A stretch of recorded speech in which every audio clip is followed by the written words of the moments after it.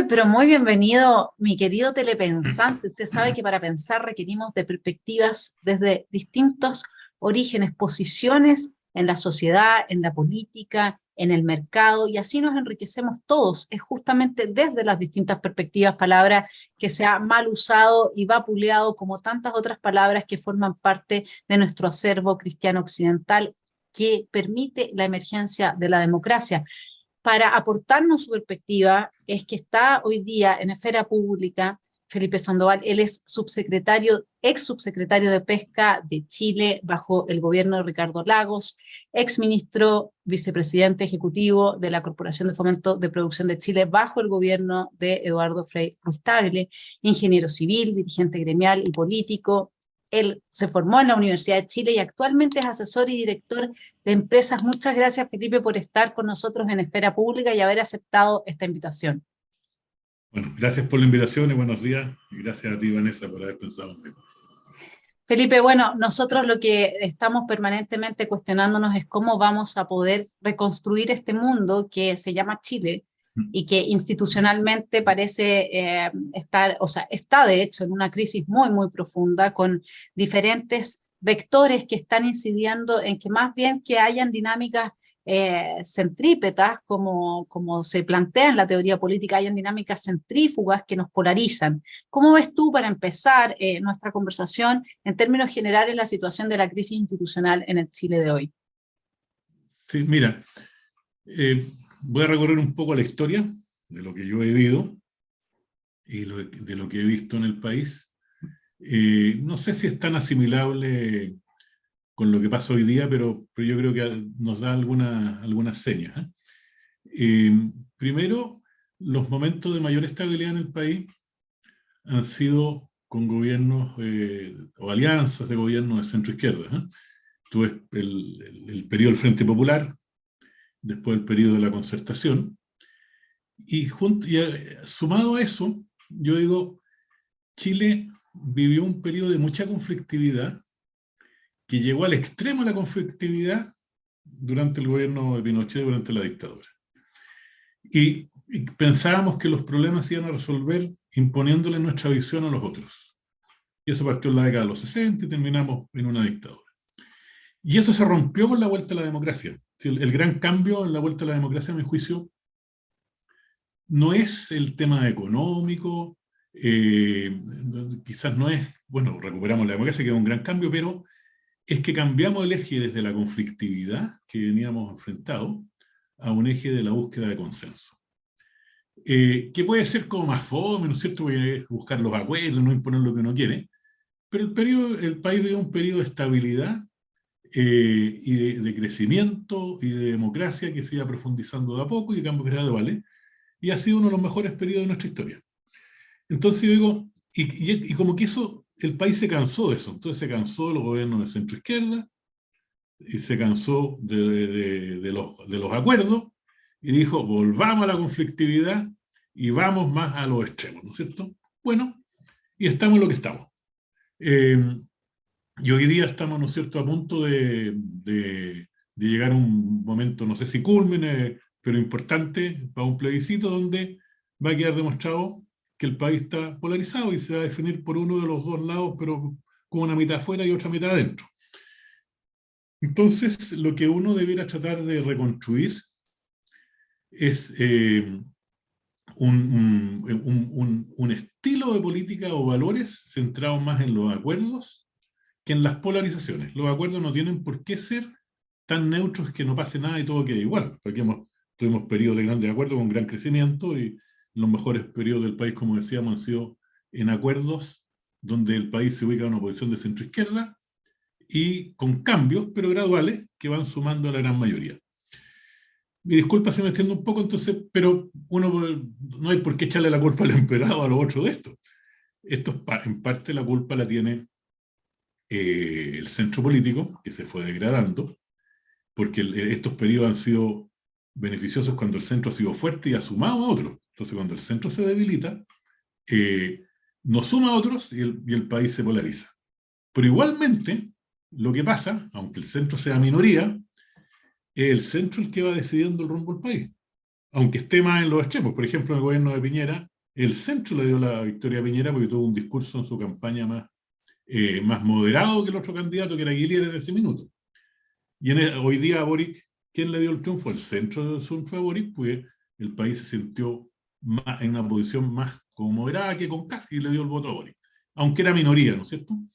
Entonces, yo creo que a futuro, bueno, los que pensamos, los que tienen una visión similar a la mía, deberíamos tratar de construir un centro más fuerte, que sea capaz de aunar a una mayoría, y si no es posible eso, como el centro sigue definiendo, pero no está representado políticamente hoy día, hay que construir una fuerza de centro que sea capaz de dirimir y tratar de buscar grandes acuerdos en el país, que no sea el 51 contra el 49, sino que ojalá el 60, el 66, también que tengamos nuevamente estabilidad. Y ese es como el desafío, yo creo, de quienes tenemos esa mirada, y poder reencauzar el país a una política de mayores acuerdos, mayores consensos, obviamente de cambios, porque en el país hay muchas cosas que hacer, sobre todo en justicia social, en avance en la democracia, ponerse al día con los nuevos tiempos, pero de manera gradual y sobre la base de lo que hemos aprendido en el pasado y no tan refundacional como se piensa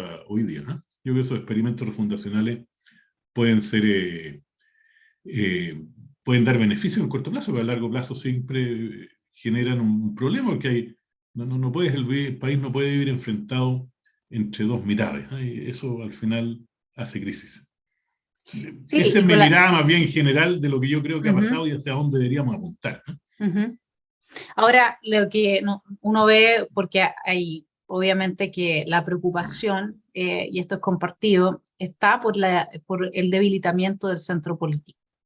Dice Tocqueville que para no repetir los errores en el presente y el futuro tenemos que aprender del pasado.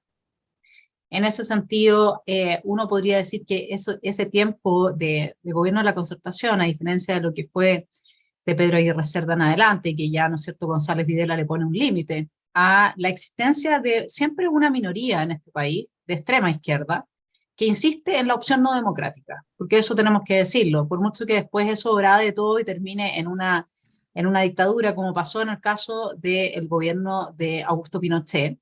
Hay que decir que quienes van avanzando siempre hacia un lugar no antidemocrático y tienen banderas claramente que afirman, que incluso uno ve a Jadwe en Venezuela, ¿no es cierto? Uno ve al presidente Boric con la polera de Jaime Guzmán con un tiro en la cabeza, esas son cosas que están, digamos, o sea, y forman parte del acervo revolucionario que da el alimento y la vida a un sector de extrema izquierda que estuvo ausente de los gobiernos de la concertación hasta el segundo gobierno de Michelle Bachelet. No sé si coincidirías conmigo que la integración de un elemento que genera tanta tensión en el momento en que no considera la democracia como el régimen deseable, puede ir debilitando al centro, lo mismo que sucede cuando, y esto ya es una pregunta que entro desde otra mirada, que ahí apelo a la gran experiencia que tú tienes, lo mismo sucede cuando el Estado empieza a ser capturado, y ya los grandes cambios, por mucho que uno introduzca plata, no son posibles, porque hay ciertos niveles de captura que hacen, que generan estas dinámicas que son muy lentas, muy difíciles de dinamizar para que llegue a la gente de forma rápida. Hoy día tenemos gobierno de 4 años, entonces que llegue de forma rápida esa respuesta a su demanda. Son los dos puntos, o sea, el centro, mi hipótesis, no se habrá debilitado en el momento en que ingresa digamos, se integra este sector de extrema izquierda que no tiene vocación democrática, y por otra parte, como me lo ha referido personas que yo quiero mucho y que han formado parte del centro, que ha sido esta captura del Estado que ha hecho tan difícil hacer los cambios que la gente demandaba. No sé cuál es tu visión ahí sobre la fortaleza y la debilidad de un centro político. Yo creo que siempre anda caminando por la calle un Augusto Pinochet, y siempre anda caminando por la calle no sé, voy a poner a alguien como de extrema izquierda que quiere barrar con todo, un Hugo Chávez, ¿ya? Pero esas personas, si estamos en una situación de normalidad y de estabilidad, nos generan mayoría, ¿no? Y aparecen en periodos en los cuales hay un desbalance y la gente empieza a pedir irnos a los extremos, ¿eh? Entonces no es que siempre existen los extremos, Lo importante es que políticamente sean minoría y la mayoría pueda construir una situación más estable. ¿Qué es lo que pasa? Que en los periodos que hablábamos, ¿no es cierto?, de más estabilidad, Frente Popular, concertación,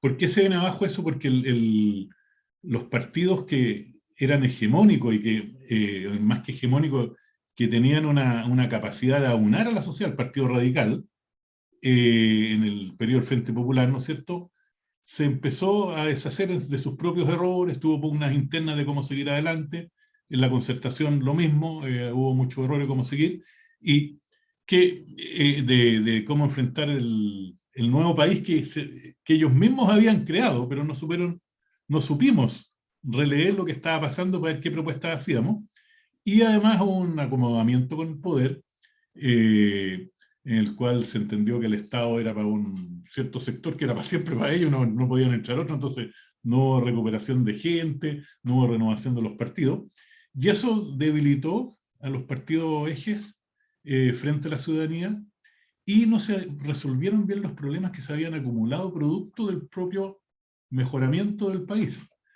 En el caso que yo más conozco, que es el de la concertación, en la concertación hubo mucho pensamiento previo, en los años 80. Y los primeros años de los 90 también. Pero después como que fue solo administrar. Entonces no fuimos capaces de leer lo que estaba pasando en el país y cómo teníamos que irnos renovando hacia adelante. Y yo lo grafico en una figura, yo soy bien freísta, con Eduardo Frei, fui ministro de él y después lo apoyó en su segunda campaña, pero lo grafico en lo siguiente. Siempre, primero Elwin, después Frei, después Lago, después Bachelet, siempre traían una renovación. Y después de Bachelet vino Frei. Era como retroceder a lo que ya habíamos tenido. Entonces, la concertación triunfó mientras iba renovando y propiciando un avance respecto a lo que había hecho. Y nos quedamos. Y eso yo creo que afectó mucho frente a las otras cosas y de la no lectura de lo que teníamos que seguir avanzando, sobre todo en materia social. Quizás nos atrasamos mucho y el país como que se estancó. Llevamos años discutiendo la reforma de pensiones, en salud también, hay cuestiones que no hemos resuelto. Entonces eso nos afectó mucho. Entonces yo creo que la manera de resolver ese tema es que haya posibilidad de renovación dentro de los sectores más fuertes que puedan tener una política, pongámosle de centro o moderada, de avance gradual. Y si no, obviamente, y si el país no empieza a resolver los problemas, se empiezan a mirar hacia otros lados. Y los otros lados, cuando hay una situación estable, que se empiezan a mirar son los que están más en los extremos. Y eso es lo que nos ha ido pasando. Entonces hay que hacer esa como autocrítica para ver si podemos recuperar la senda que veníamos teniendo en el pasado y no repetir esos errores. Ahora, obviamente que estar 20, 30 años en el gobierno, eso desgasta, y es obvio que tiene que haber alternancia. Lo importante es que haya una alternancia que sea en la misma perspectiva valórica, en el sentido de el avance gradual, los acuerdos, la democracia, y que no sean los extremos los que surjan por un lado. Ahora, todo esto es teoría también, porque Chile no es un país que está aislado del mundo, y en el mundo uno ve que son problemas similares, y las tendencias que hay en Chile siempre son parecidas a las que hay en el mundo, y por lo tanto lo que yo creo que puede hacer dentro de un país es, dentro de la tendencia que hay en el mundo, o en América Latina, ir un poquito mejor que los otros, pero salirse totalmente también es muy difícil. O sea, es muy utópico pensar que vamos a ser tan distintos a los otros. Hay que tratar de que dentro del ritmo que se va, ir un poco mejor que los otros. En la tendencia general puede haber periodos mejores, otros peores. Ahora, hay mucha gente que estaría en desacuerdo contigo por los índices, digamos, económicos, ¿no? Que la concertación logró en esos 30 años que fueron tan tremendos y horribles, sacar adelante a Chile realmente de lo que es el barrio latinoamericano, hacer una excepción y demostrar que con un trabajo integrado a partir del principio subsidiario de la colaboración Estado-privado, era posible resolver muchos problemas de la gente. Yo a Ricardo Lagos le oí una vez una entrevista en que él decía, claro, sacar a la gente de la pobreza con niveles macroeconómicos y de crecimiento es posible y el Estado tiene un gran rol que hacer ahí. Sin embargo, lo que viene después de la pobreza, de esa línea, lo que se exige después es lo difícil porque se requiere, esto no lo dice él, lo digo yo, pero él decía, es muy difícil. Y mi interpretación es que lo que se requiere es capital humano. Cuando se critica que Chile es neoliberal, en realidad yo que soy bastante díscola respecto de todas las etiquetas, siempre que analicé el tema del Estado en Chile, llegaba a esa conclusión, pero si hablamos de que hablamos que el neoliberalismo es una especie de religión, yo diría que por un mandamiento, un principio, que es que creen que todo se resuelve con plata. Fíjate, yo tengo estudios que muestran que el nivel de gasto del Estado, gasto real del Estado en Chile entre 2008 y 2018 aumentó en un 70%. Y el estudio va, salud, educación, etcétera, plata, plata, plata, mucha plata. Pero si uno ve, cuando hablan de calidad de educación, ¿no es cierto?, que es algo tan distinto, la calidad de educación, yo soy profe, es lo que más me gusta hacer en mi vida, además de madre, y la calidad de educación depende también de que el estudiante tenga cierta conciencia. La calidad de la salud depende de que el médico que va tenga cierta vocación. Nosotros, eso es lo que mal se dice, estamos hablando en términos neoliberales, capital humano. A mí no me gusta, yo soy más poética, pero no me gusta hablar en esos términos tan mercantiles. Sin embargo, se entienden, digamos, para efectos de hacer más fácil la economía del lenguaje. Entonces, ahí es donde yo creo que teníamos un debe muy importante, y no sé, desde tu experiencia dentro de cómo funciona el Estado. Nosotros nos tocó ir, yo fui mucho a conferencias en centros de estudios públicos con gente de las más diversas colores políticos.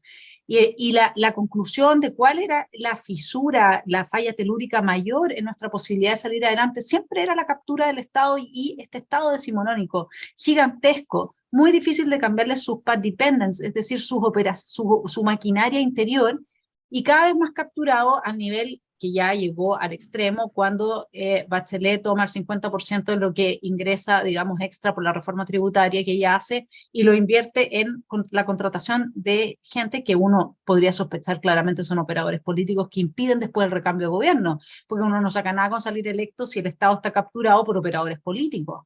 Entonces, yo creo que, no sé cómo ves tú lo de la modernización del Estado, y ahí entra también claramente a jugar un rol importante este proyecto de nueva constitución, porque aumenta el tamaño del Estado de una manera considerable.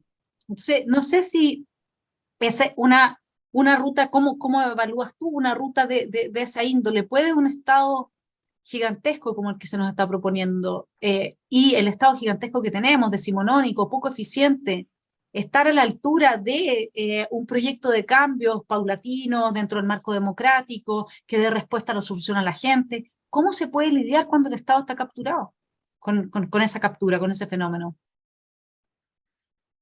Bueno, a ver, lo que pasa es que es difícil es a lo extremo en estos casos porque el Estado es central para el desarrollo del país. Sin un Estado que tiene claro lo que hay que hacer y que dé las orientaciones, es difícil que puede ser que el país salga adelante, pero yo creo que el Estado tiene que cumplir un rol muy importante en orientar.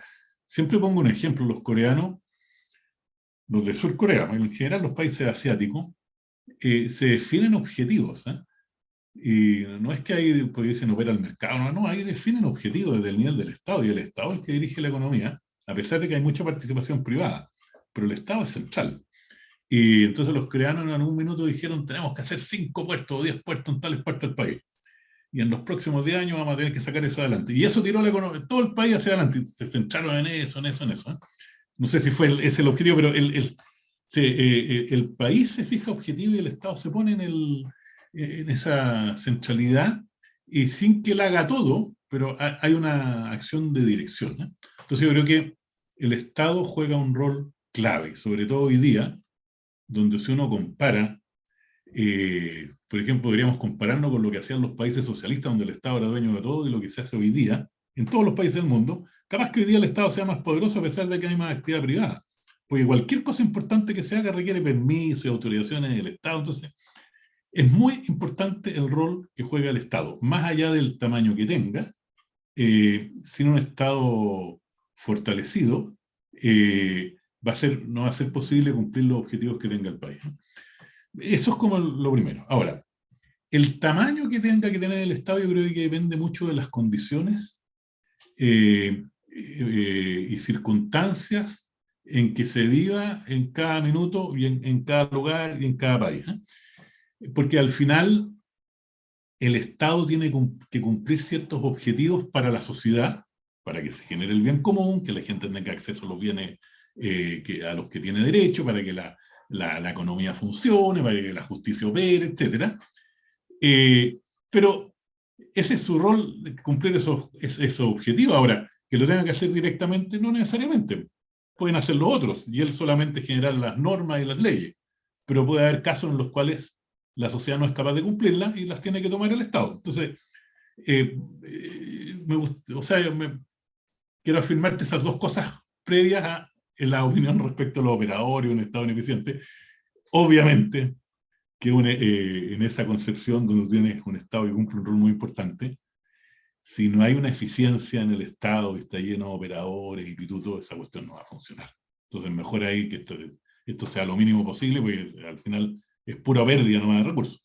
Ahora, que eso sea 100% así en Chile, no lo sé. No sé cómo es comparado con otras partes, pero obviamente que uno tiene que aspirar a un Estado que opere eficientemente y que cumpla bien sus roles y que gaste el mínimo posible para cumplir los roles que tiene. Pero eso también requiere una especie de aceptación en la sociedad de que las cosas van a ser así, porque normalmente la gente lo único que hace es pedir y pedir y pedir, y eso al final desgasta mucho, hace que el Estado realmente empiece a hacer cosas que no debe hacer cuando se acepta todo eso, ¿no es cierto? Se dice, me pide, y eso revienta en algún minuto, o sea, sirve en corto plazo, pero a la larga no sirve, ¿eh? Ahora tengo una pregunta de mi experiencia, ¿cómo hacerlo? Es difícil porque son momentos muy distintos, ¿eh? Cada vez en Chile es más difícil gobernar desde el Estado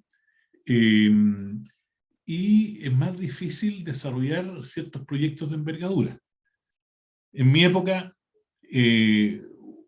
había más como coordinación y buena voluntad o comprensión, no sé cómo llamarle, entre los distintos organismos del Estado, ¿eh? Sí que eso puede prestarse para niveles de corrupción, pero antes si uno tenía un problema, para sacarlo adelante, iba donde el Contralor, iba y veía cómo solucionar las cosas.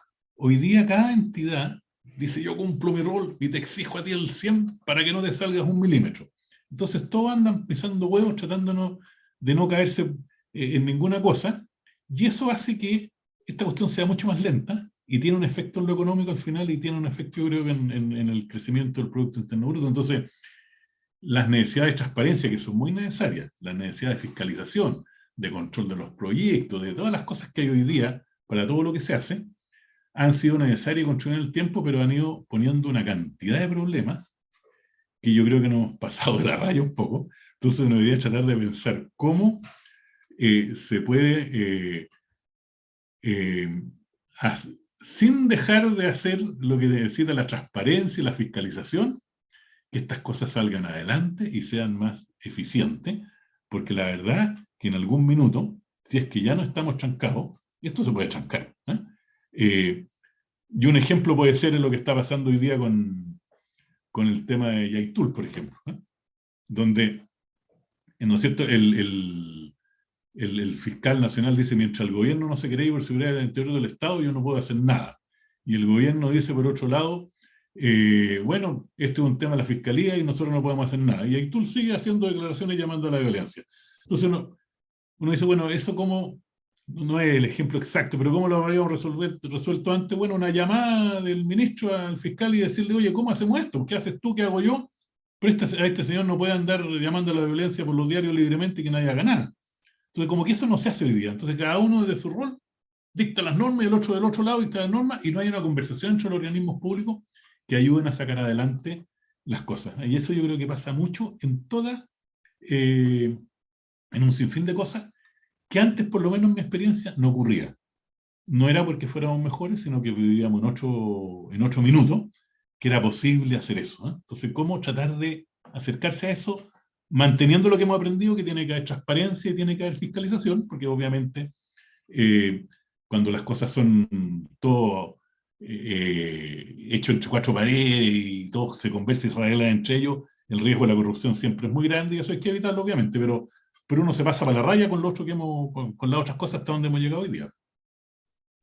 Sí, absolutamente. Hay varios temas ahí que estás tocando. Por una parte, eso que se tranque. Yo ayer hablaba con un empresario que me decía, yo estoy todo el tiempo, en vez de creando proyectos, estoy todo el tiempo viendo cuál es la nueva reforma, cómo tengo que responder a la nueva reforma, cómo cumplo con la ley. Me decía, yo ya no tengo proyectos nuevos. Yo solamente estoy tratando de no pisar huevos, como decías. O sea, es Mm. como, ya, ese es un aspecto muy importante. El otro aspecto que lo mencionas Hannah Arendt cuando describe el Estado moderno. Ella dice, llega un punto en que es tal la duplicidad de funciones, comillas, porque al final hay una decisión que alguien tiene que tomar, pero te puedes estirar la pelota de un lado a otro, que lo que se hace es diluir la responsabilidad. La responsabilidad política hoy día es algo que es como nadie lo quiere tocar, porque si me toca a mí, entonces yo soy el que se va para la funa, el que destruye mi vida, el que mi carrera se va. Entonces, de alguna manera hay es curioso, ¿no? Porque se hablaba de la espiral del miedo en la época del régimen de Pinochet y también que eso hubiese afectado enormemente los resultados del plebiscito. Sin embargo, uno lo que ve hoy día también es otro tipo de espiral del miedo. O sea, a mí me comentaba ayer una persona respecto de lo que le ha pasado siendo decano de una universidad, haciendo un discurso normal, hablando como tú y yo estamos hablando, y resulta que no, como no dijo todes, entonces le hicieron una funa, entonces ya todo el mundo en este país tiene miedo por algo, ya eso subimos el narcotráfico, etcétera, etcétera.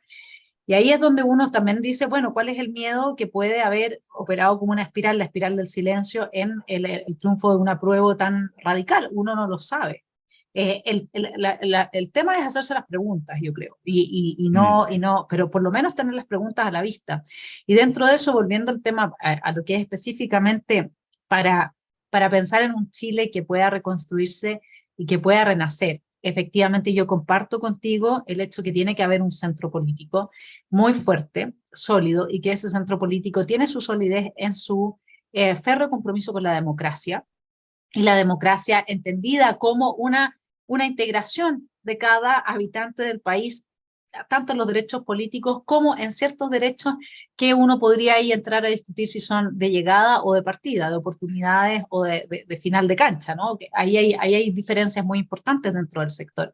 Sin embargo, ese centro derecho requiere para ser fuerte, no sé cómo lo ves tú, también una derecha fuerte, capaz de dialogar, pero también con sus principios y también desde su lugar. Y lo mismo una izquierda fuerte, pero una izquierda que uno pensaría más como aquella que dice, bueno, el punto de llegada de todos los que nacen tendría que ser lo mismo, pero no que está fuera del marco democrático. La pregunta es, ese centro político, ¿qué posibilidades le ves tú hoy día? Porque a mí me gustó mucho esa introducción que hiciste diciendo, bueno, vamos a tener, ya es una posición de camiseta que uno añora en este país, ve mucha gente que está todavía viviendo en otro planeta, como si aquí no estuviese pasando nada, es muy impresionante. Vamos a tener que ver cómo reconfiguramos ese centro. ¿Cuáles son los mayores desafíos? ¿Cómo se puede reconstruir? Yo sé que tienen varios liderazgos interesantes de personas profundas, muy comprometidas, y comprometidas además con sus propios principios, por lo tanto uno sabe con quién está hablando, lo cual es un relajo desde el lugar que tú estés, saber, bueno, esta persona, estos son sus principios y no que ande velando intenciones. Entonces, ¿cómo ves tú esa posibilidad de reconstruir el centro político en el país? Si sale, supongamos que sale el rechazo, porque si sale la prueba nadie sabe lo que va a pasar acá. Sí. Oye, un par de cosas respecto a lo delante. Uno de los problemas de terminar lo anterior y fue buen reto, es que somos muy buenos para crear cosas nuevas, pero no eliminar lo antiguo. Y eso va ayudando a chancar la pelota, ¿eh? Entonces, todo lo que existe, todo lo que había existe y uno crea algo nuevo. Entonces, lo que debería hacer, ¿quién no me sirve? Lo elimino y creo algo nuevo. Y hemos perdido esa capacidad. Bueno, eh, Gane el rechazo, gane el apruebo, yo creo que igual hay un desafío que hacer para el centro político, ¿eh? Yo creo que no está... en ambas situaciones va a ser necesario. Yo creo que hoy día el centro, por lo menos electoralmente, no es mayoría, ¿eh? Yo creo que es dirimente, pero no es, si uno hablara del país de los 3/3, el tercio del centro es el menor, ¿eh? Y tampoco era tan distinto antes, pero pero es harto menor que antes. O sea, la democracia cristiana cuando ocupó el lugar del centro era, bueno, era un enorme partido, hoy día es muy chiquitita y si uno ve ya la derecha será el 40 y la izquierda será el 40 y el 20 será el centro. O sea, entonces es dirimente, pero no es mayoría, ¿eh? Entonces yo creo que esa es como una primera aceptación que hay que hacer, ¿eh? Porque muchas veces los discursos de la gente eh, que compartimos anteriormente la concertación dice siempre que ya la postura de centro es la que va a ganar porque va a comerse por los extremos, se va a comer a todos, pero no va a ser así. Yo creo que y es lo que se pensaba con la candidatura de, no me acuerdo, la Carolina Goich, pero no va a ser así. Entonces, por lo menos por un tiempo, creo yo, ¿eh? Entonces uno tiene que decir, bueno, aquí no necesariamente vamos a ser mayoría, pero es importante tener una opinión que sea influyente y ojalá que pueda dirimir. Y eso no significa que uno vaya a ganar, sino que tiene una representación en la sociedad y por lo tanto no necesariamente nuestra opción es la búsqueda de tener la capacidad suficiente como para llegar al poder solos o con otros. De repente no tenemos que estar en el poder, sino que tenemos que ser influyentes y dirimentes. Esa es como una primera, yo creo, aceptación que uno tiene que hacer, ¿eh? Y lo segundo es que es difícil cuando uno piensa en el centro, es como ni chicha ni limonada, ¿no? Pero yo creo que lo que se requiere aquí es una opción que vea las necesidades de cambio que hay en el país, pero que acepte que estos tienen que ser necesariamente graduales y buscarse en amplios acuerdos.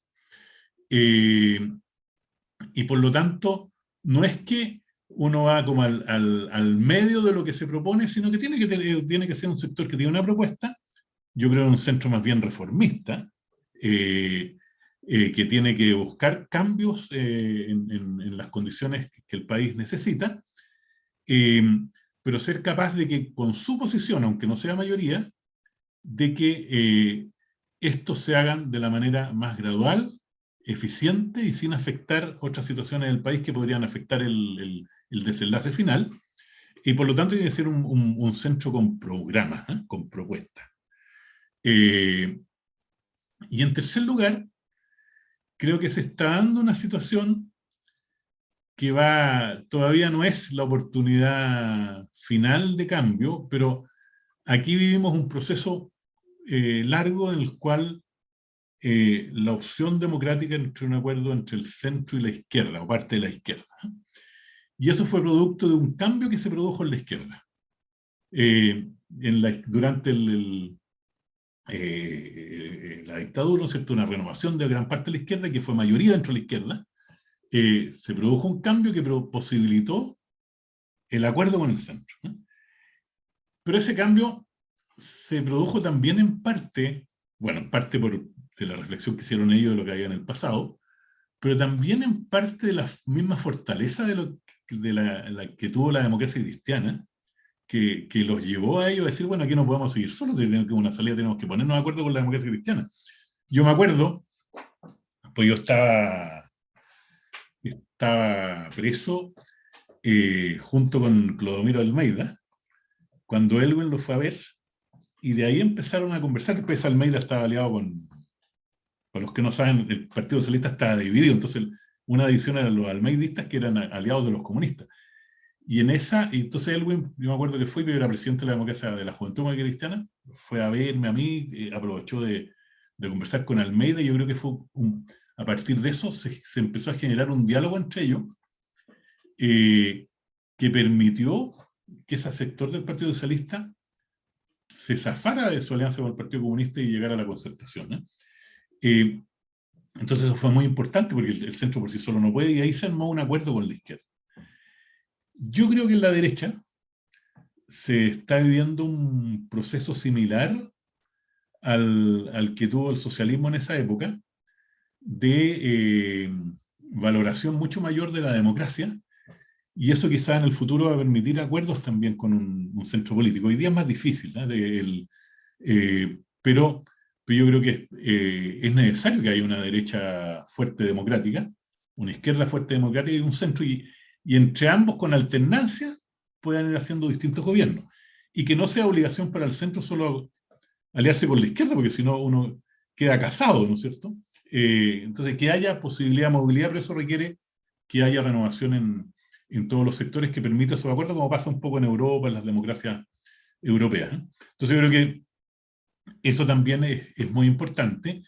Y finalmente, hay muchos liderazgos hoy día en el centro, es muy difícil aunarlos a todos. Eso va a ser parte de un proceso y de repente tendrá que surgir un líder que pueda aglutinarlos a todos. Pero mientras eso no pase, junto con lo que te decía, que hay una propuesta programática y que se asuma que se tiene que tener una influencia, no necesariamente para ser mayoría,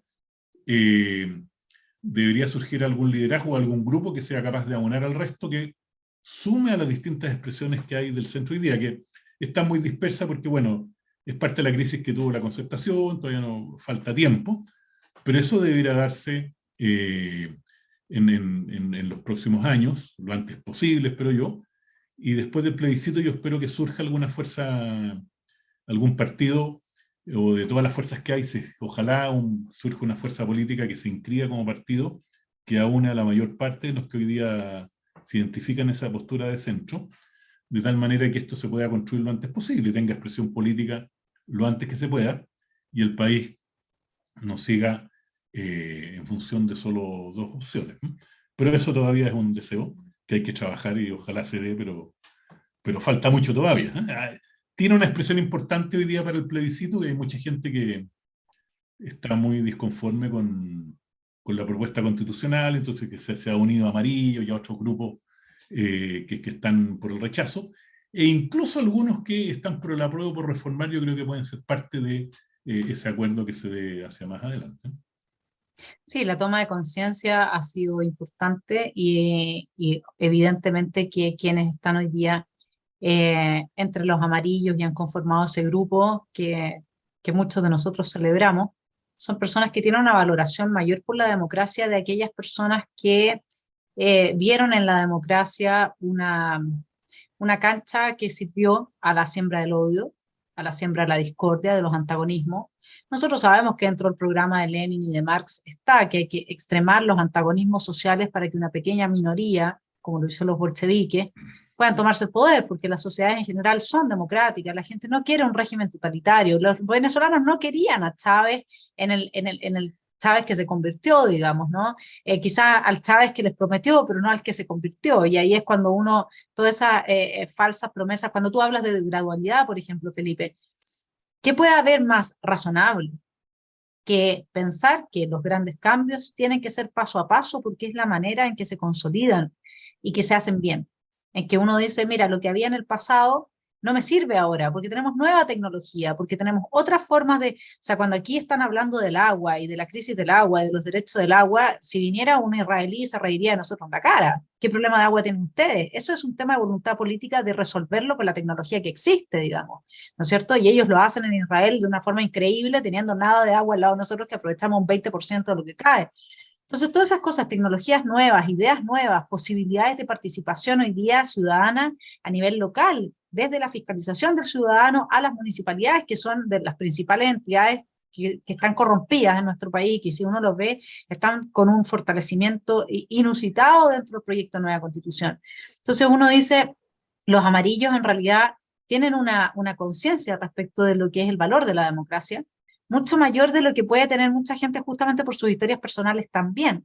Y también porque no hay una ausencia, y esto es una opinión mía, hay una ausencia de crítica de lo que fue la democracia previa al quiebre institucional.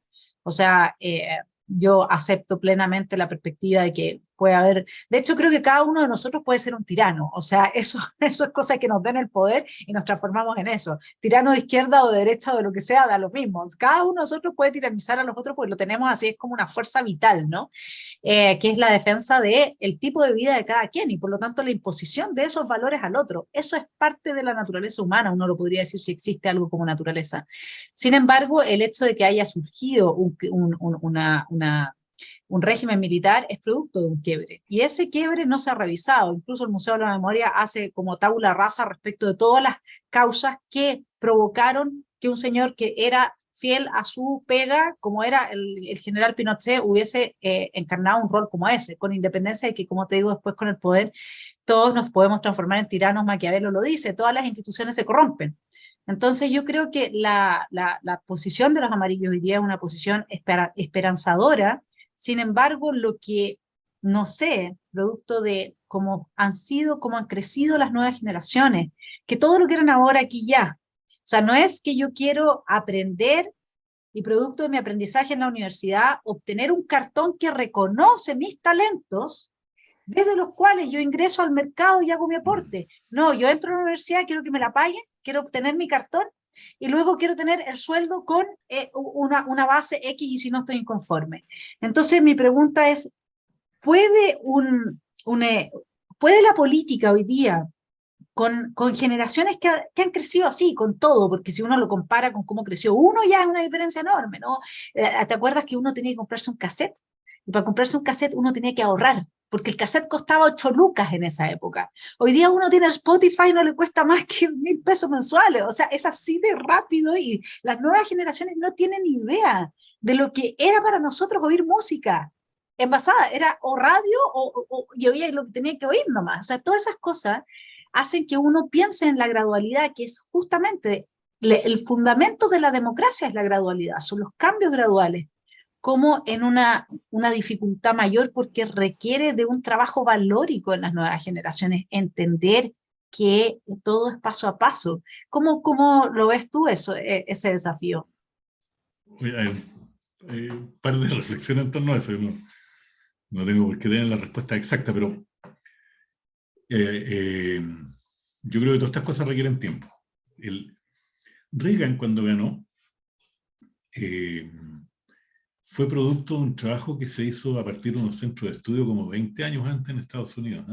Luego ellos empezaron a permear la sociedad, pero muy de a poco. Entonces, tampoco estas cosas son de un día para otro. Esa es como una primera reflexión que siempre me llama mucho la atención eso. Los sectores conservadores en Estados Unidos se prepararon por mucho tiempo, contra una ola que venía en contra, pero y fue a partir de centros de estudio, más que de la política, y fueron permeando culturalmente a la sociedad. Eso es un tema. Entonces al final uno tampoco tiene que decir todo mañana, son trabajos más bien largos cuando hay un cambio cultural y uno quiere hacer otro cambio en la sociedad. Segundo, que uno tiene que mirar también hacia atrás, para no hablar de los otros y hablar de uno, pero sí, primero voy a hacer una afirmación de los otros y después voy a hacer una afirmación de uno. Los otros deberán preguntarse, está empezando a la derecha, ¿por qué hoy día yo alabo tanto lo de la concertación si cuando llegó la concertación y todas las políticas que implementó fui tan crítico de ella? Entonces uno tiene que decir, chuta, tengo que mirar con más cuidado las cosas que están pasando antes de opinar, porque eso es una carga para la historia, porque entonces hoy día le dicen, no te creo. Si antes me dijiste esto, ahora me decís esto otro, no te creo nomás. Y para uno pasa lo mismo, pero con un periodo después, porque uno no fue tan entusiasta de la constitución que presentó Bachelet o de muchas cosas que dijo Bachelet en su gobierno 2, que a mi juicio no fue un buen gobierno, pero creo que tenía de alguna manera una lectura adecuada a lo que estaba pasando, no gestionó bien las cosas. Entonces, yo creo que uno tiene que tener, pensar muy bien en cómo evalúa lo que está pasando, porque las cosas se cobran a futuro y muchas veces no se da cuenta que hay cosas que están sucediendo y que uno tiene que verle, quizás decir hay que hacerla de otra manera, pero no irse contra ella. Y tercero, que es parte de lo que conversábamos delante respecto y de las cosas graduales y no graduales y de la modernización del Estado, y también de aprender de la experiencia histórica, lo que a uno le ha tocado, que en política no basta tener la razón. Hay que ser capaz, o sea, lo que quiero decir es que no nos bastan los buenos técnicos. Hay que ser capaz de convencer a los otros de que lo tuyo es lo adecuado y encontrar el camino para llegar a lo que técnicamente tú encuentres lo más adecuado. Entonces muchas veces nos pasa que uno dice, ya, si esta es la cuestión técnica, pero no convencemos, entonces bueno, hay un problema, a pesar de que yo tenga la razón y no puedo convencer. Entonces, ¿cuál es mi opción? ¿Imponerlo? No, hoy día no se puede, incluso por la realidad, ¿eh? Ya no están las condiciones antes que tú podías imponer ciertas cosas. Entonces, ¿cómo voy haciendo, cómo voy trazando el camino para llegar a lo que yo quiero, convenciendo el máximo posible? Porque hoy día ese tema es clave y las discusiones, incluso los conflictos sociales, yo creo que no se resuelven tanto en el mismo lugar del conflicto, sino que se resuelven públicamente. Entonces hay todo un tema de discusión pública para la cual hay que prepararse. Entonces yo diría eso, de que hay un problema de tiempo, de no angustiarse, muchas cosas uno tiene que decir, bueno, tengo que prepararme para poder ganar la pelea cultural, tratar de evaluar bien lo que se está haciendo y enfrentarlo en su justa dimensión y no extremar las cosas como decir cosas que uno dice van a pasar y después no pasan y no le cobran la cuenta. Tercero, lo técnico no es suficiente, tiene que ir acompañado de lo político y un trabajo de convencimiento y el tener buena argumentación en la opinión pública, porque eso hoy día es mucho más clave que antes, ¿eh? Dentro de la experiencia que, lo estoy diciendo gran parte es por experiencia de lo que me ha tocado vivir, ¿eh? A mí me tocó cerrar las minas del carbón, que fue una experiencia bien traumática, y, y gran parte de eso, bueno, era una pelea con los sindicatos, que también era una pelea con la opinión pública.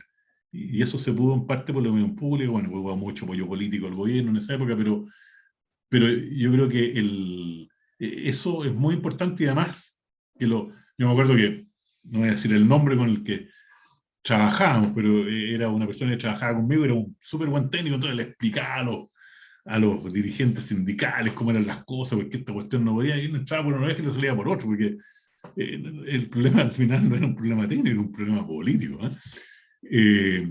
Entonces tiene mucho que ver en cómo tú presentes lo técnico y cómo construir el camino para llegar a eso, ¿eh? Y muchas veces nos pasa, yo creo que para la derecha es un problema real y para los que fuimos parte de los gobiernos de concertación también nos pesó al final de centrarnos mucho en lo técnico y perder el sentido de lo político, del convencimiento de la sociedad.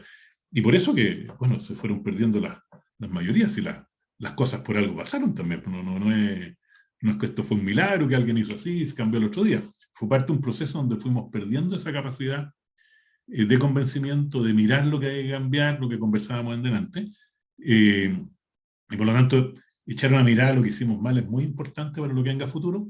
Y calma y tiza, como uno diría, estas cosas requieren tiempo a pesar de las urgencias que tenemos, en las cuales tenemos que enfrentar hoy día, pero el cambio cultural de la sociedad hacia lo que uno quiere requiere más tiempo del que uno a veces la urgencia le pide. Felipe, y como para ir cerrando, esta muy buena conversación queda todavía para hablar de tantas otras cosas, pero en honor a tu tiempo también. ¿Cómo ves tú la situación país? Bueno, que todos nos estamos preguntando y por eso una perspectiva como la tuya es tan importante. En los dos casos, ¿cuáles son los principales desafíos si gana el rechazo y los principales desafíos si gana el apruebo? Sí. Lo primero que, como están las cosas hoy día, gane el que gane, esto no está resuelto, ¿no? Al final no resultó el proceso, porque el ideal es que en una nueva constitución, bueno, nunca van a estar al 100% de acuerdo, pero que quede un extremo fuera de un lado y el extremo fuera del otro, eso da lo mismo, pero cuando queda la mitad fuera es un problema, ¿eh? Entonces, gane el que gane, esto va a requerir seguir trabajando a futuro en un acuerdo para reformar, si es que gana el apruebo, y continuar el proceso de una nueva constitución si es que gana el rechazo.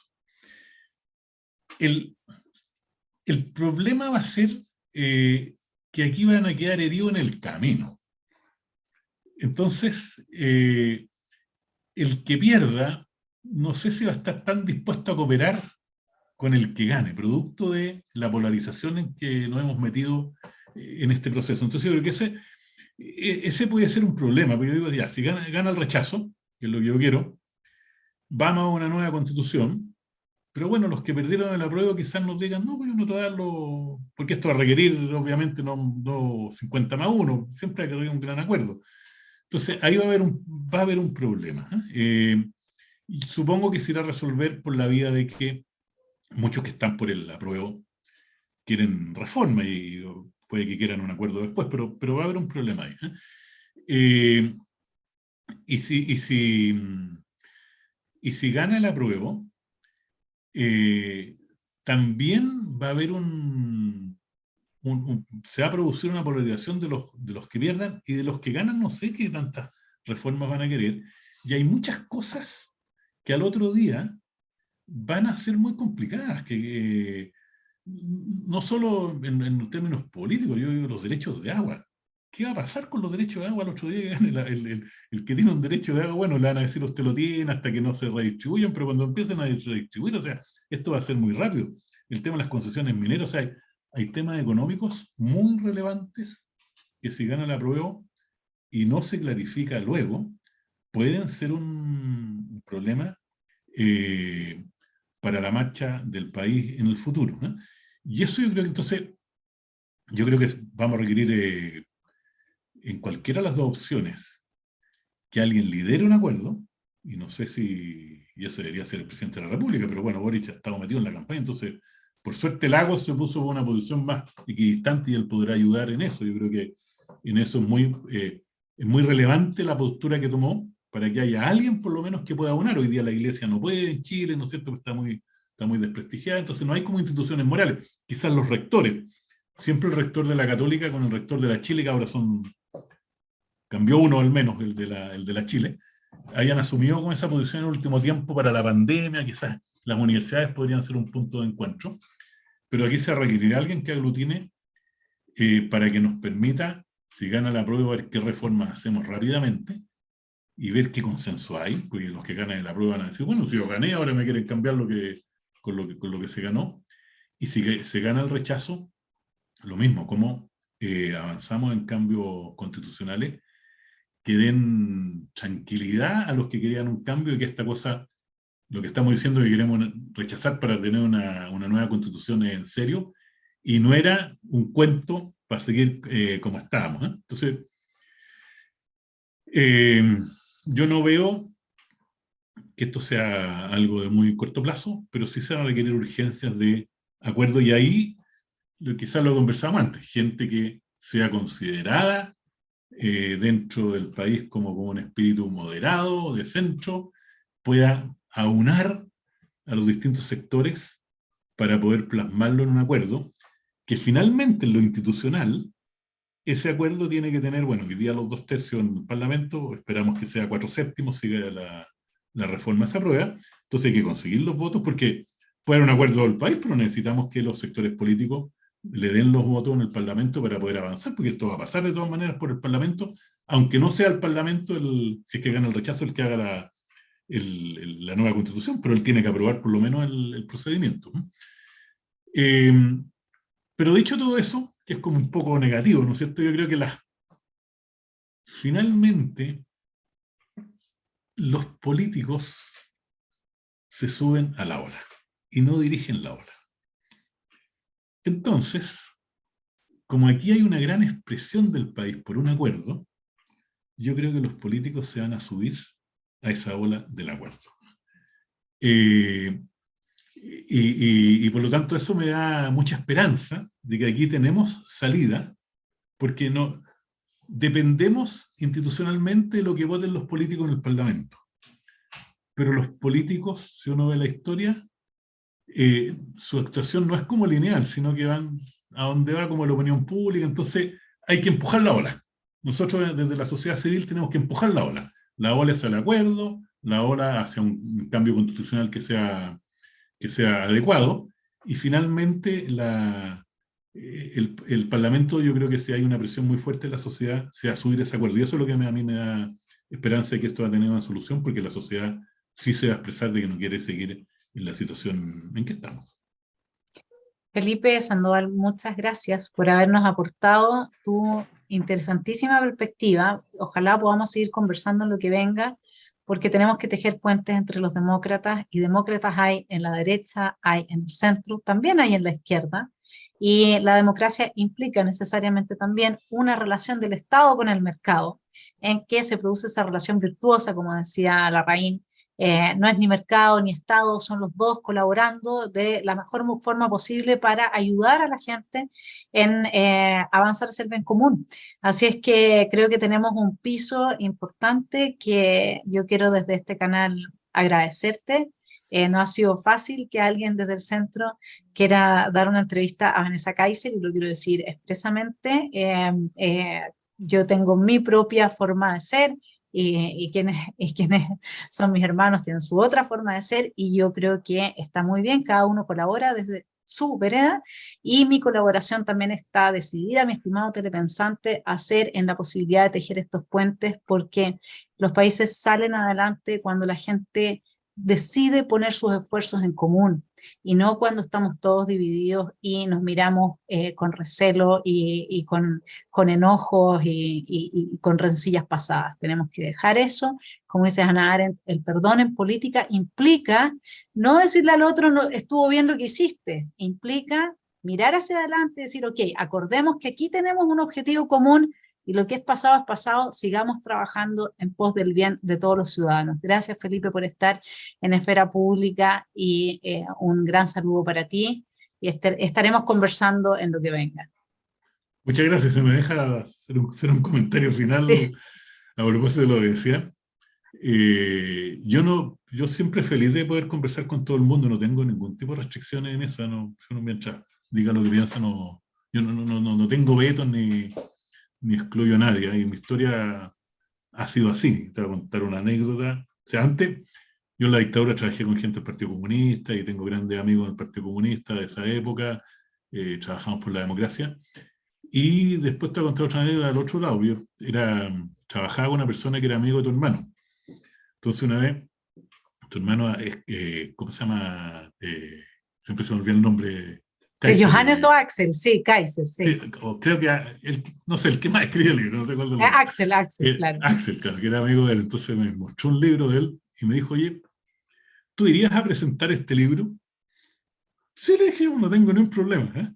Al final no resultó por X razones, pero no tenía ningún problema. Yo nunca tengo problema en conversar con todo el mundo y tener relaciones con todo.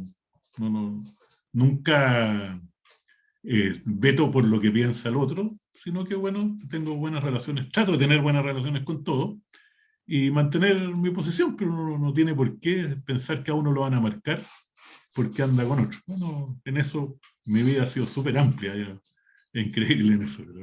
Bueno, Así que muchas gracias por la esa invitación. es la posición de una persona que cree en la libertad y en los efectos que el diálogo libre, sea más demócrata cristiano, más socialdemócrata, más liberal, libertario, pero cree que toda la verdad emerge de esta posibilidad de conversar. Entonces es ahí donde podemos ir dilucidando la riqueza de cada una de las perspectivas, también su pobreza cuando las tenga, y avanzar en aquello en lo que coincidimos. Y por eso es tan importante, bueno, yo tengo ese espíritu arentiano muy fuerte, 14 años estudiando a la señora, así que justamente lo que promovía, y por ejemplo Sergio Mico también es muy anclado en ese tipo de filosofía, y que justamente lo que promovía era la posibilidad del diálogo como la construcción del mundo común, donde no dialogamos, no hay poder entre las personas de hacer los cambios, y por eso es que es tan importante para una minoría violenta, antidemocrática, dividirnos entre amigos y enemigos, porque así saben que no tienen resistencia en un grupo humano que sea capaz de dialogar a pesar de las diferencias que cada uno de nosotros, gracias a Dios, tiene, porque por Dios que nos enriquecemos en esas diferencias también, ¿no? Muchas gracias, Juan. Un abrazo, Felipe. Muchas gracias a ti. Bien, pues, adiós.